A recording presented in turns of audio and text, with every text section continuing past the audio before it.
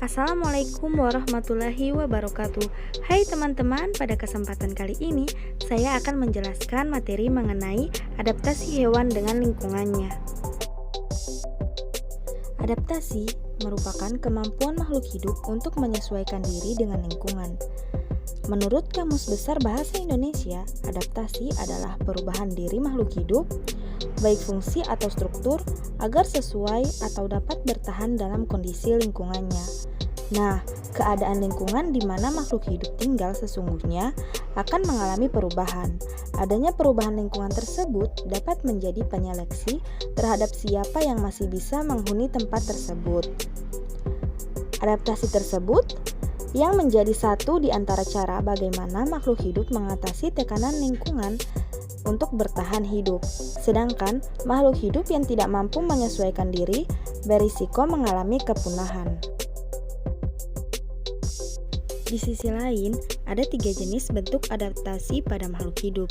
Tiap-tiap proses adaptasi tersebut memiliki peranan penting dalam penyesuaian diri makhluk hidup dalam menghadapi berbagai situasi dan kondisi. Yang pertama, yakni adaptasi morfologi.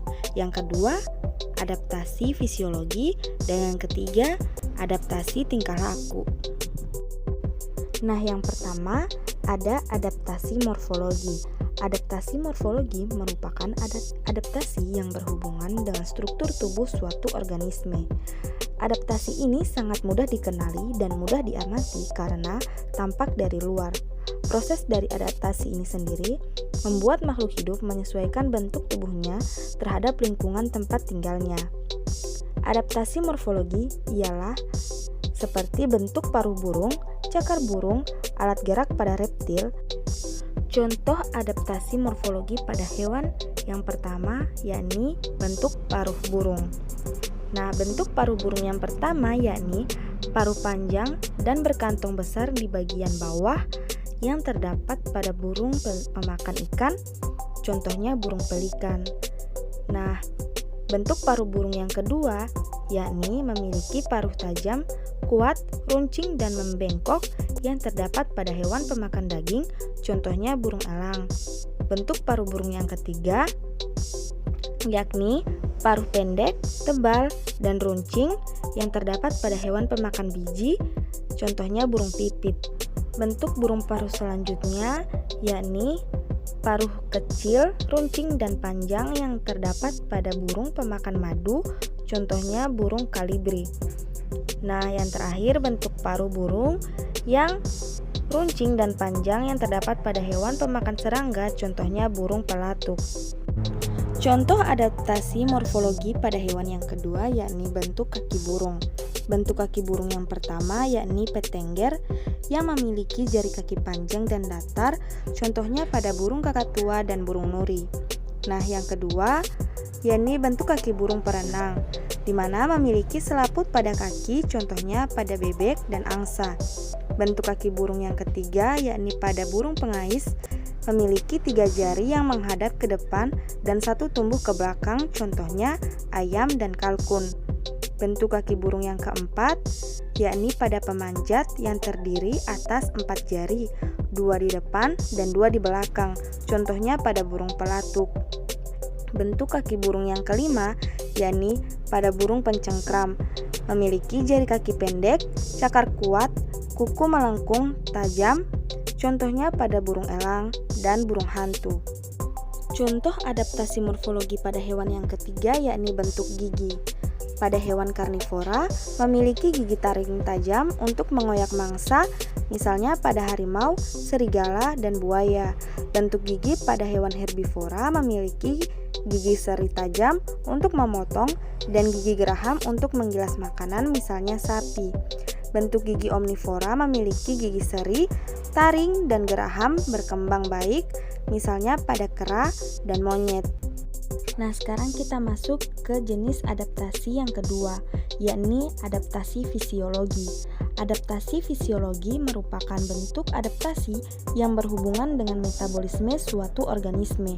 Misalnya, enzim yang digunakan untuk pencernaan makanan dan ekskresi. Mamalia merupakan makhluk hidup yang mempunyai sumber makanan yang sangat beragam. Makhluk hidup yang tubuhnya tidak memiliki enzim pencerna selulosa tentu tidak bisa makan rumput sebab makanan tersebut tidak akan dapat dicerna. Ada mamalia yang makan tumbuhan, daging, dan ada juga yang makan tumbuhan dan daging. Contoh dari adaptasi fisiologi ini sendiri yakni jenis cacing teredo yang menghasilkan enzim selulase untuk membantu mencerna kayu yang dimakannya. Hewan herbivora memanfaatkan enzim selulase untuk membantu proses pencernaan tumbuhan yang dimakannya, dan pada tubuh ikan terdapat gurot sisi yang berfungsi untuk mengetahui besarnya tekanan air. Nah, sekarang kita masuk ke adaptasi yang ketiga, yakni adaptasi tingkah laku. Adaptasi tingkah laku berhubungan dengan tingkah laku suatu organisme dalam merespon keadaan lingkungannya. Di daerah yang mempunyai 4 musim, pada musim dingin suhunya sangat rendah dan sumber makanan seringkali menjadi sulit diperoleh oleh beberapa binatang. Untuk menghindari kondisi tersebut, ada beberapa jenis burung tertentu yang melakukan migrasi tahunan ke daerah yang lebih panas dan banyak makanan. Sementara itu, beruang kutub tidak melakukan migrasi, namun memilih tidur untuk waktu yang sangat lama. Nah, secara umum, adaptasi perilaku selain untuk mendapatkan makanan, juga untuk melindungi diri dari predator. Contoh dari adaptasi tingkah laku itu sendiri, yang pertama ada hewan unta. Unta memiliki punuk sebagai tempat menyimpan cadangan lemak. Unta juga memiliki bulu mata dan bulu hidung yang lebat untuk mencegah masuknya pasir. Yang kedua ada hewan beruang kutub dan pinguin, di mana kedua hewan ini memiliki rambut atau bulu dan lapisan lemak yang sangat tebal sehingga membuatnya tetap hangat. Yang ketiga ada kelelawar dan lumba-lumba, di mana hewan ini memiliki kemampuan ekolokasi, yaitu kemampuan untuk mengenali lingkungan sekitar dengan bantuan gelombang bunyi. Nah, selanjutnya ada hibernasi. Contohnya hewan landak dan beruang yang melakukan tidur panjang berbulan-bulan untuk menghemat energi selama musim dingin dan tidak ada makanan. Yang kedua, migrasi. Beberapa burung dan kupu-kupu melakukan migrasi untuk menghindari suhu dingin atau untuk mencari sumber makanan baru. Yang ketiga, berkubang di air. Contohnya kerbau dan kuda Nil yang suka berkubang atau berendam di air untuk melindungi diri dari terik matahari. Selanjutnya ada adaptasi hewan untuk melindungi diri dari predator. Yang pertama yakni kamuflase, di mana kemampuan menyamarkan diri seperti warna atau bentuk tubuh yang sama dengan lingkungannya. Contohnya belalang, bunglon, dan cicak pohon. Yang kedua, mimikri, di mana kemampuan ini meniru bentuk fisik atau perilaku hewan lain. Contohnya ulat swallowtail meniru ular hijau agar tidak dimangsa burung. Yang ketiga, ada autotomi, kemampuan untuk memutus bagian tubuh dan menumbuhkan kembali. Contohnya pada hewan cicak dan kadal yang melepaskan ekornya. Yang keempat, ada kelenjar bau. Kemampuan ini dimiliki oleh hewan yang mengeluarkan bau tak sedap untuk melindungi diri dari pemangsa. Contohnya walang sangit dan singgung. Nah, yang selanjutnya bisa atau sengat.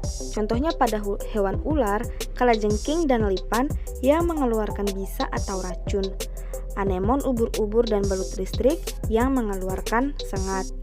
Nah, yang keenam, pura-pura mati. Hewan ini berpura-pura mati, contohnya kumbang badak yang mengelabui pemangsa dengan cara berpura-pura mati. Selanjutnya, menggulung diri. Contohnya pada hewan terenggiling, landak, dan kaki seribu yang menggulungkan tubuhnya membentuk spiral untuk melindungi diri dari pemangsa. Yang terakhir yakni tinta atau cumi-cumi, di mana menyemprotkan tinta untuk mengecoh musuhnya sehingga ia dapat berenang menjauh dari bahaya. Demikian penjelasan dari saya. Lebih dan kurangnya saya mohon maaf.